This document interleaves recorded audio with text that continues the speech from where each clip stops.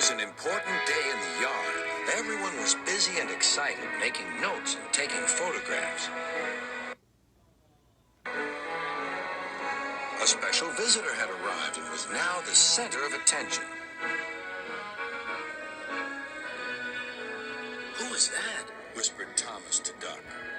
"That," said Duck proudly, "is a celebrity." "A what?" asked Percy. "A celebrity is a very famous engine," replied Duck. "Driver says we can talk to him soon." "Oh," said Thomas, "he's probably too famous to even notice us." Just then Gordon arrived. "Huh," said Gordon. "Who cares? A lot of fuss about nothing, if you ask me." And he leaned away.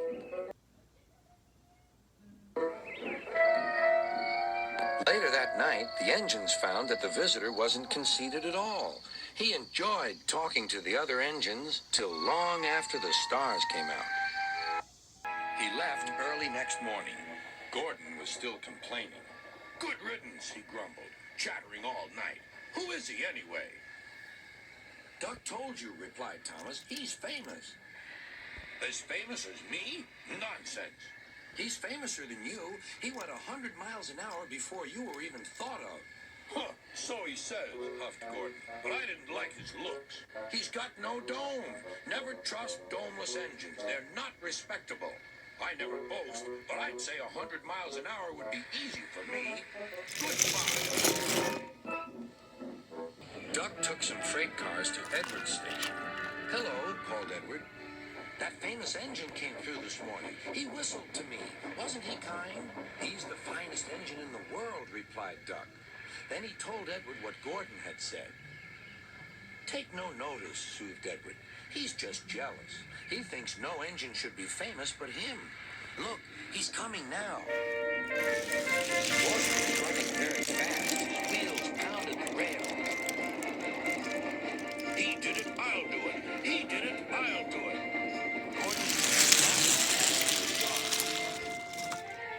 "He'll knock himself to bits," chuckled Duck.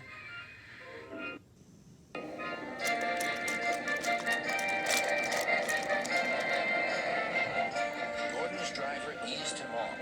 "Steady, Gordon. We aren't running a race." "We are, then," said Gordon, but he said it to himself.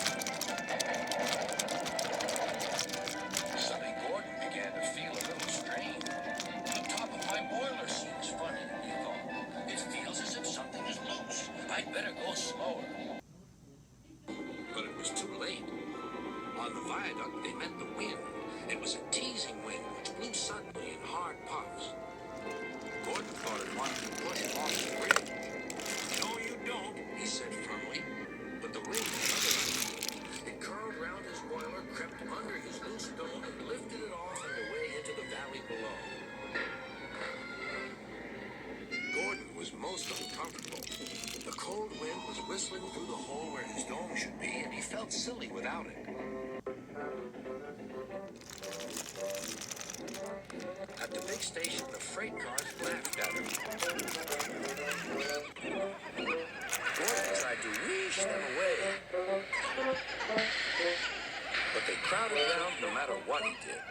On the way back to the shed, he wanted his driver to stop and fetch his dome. "We'll never find it now," said the driver. "You'll have to go to the works for a new one." Gordon was very cross.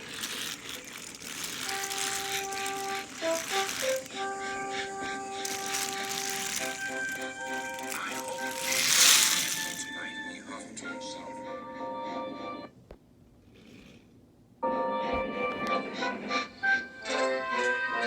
But all the engines were there waiting.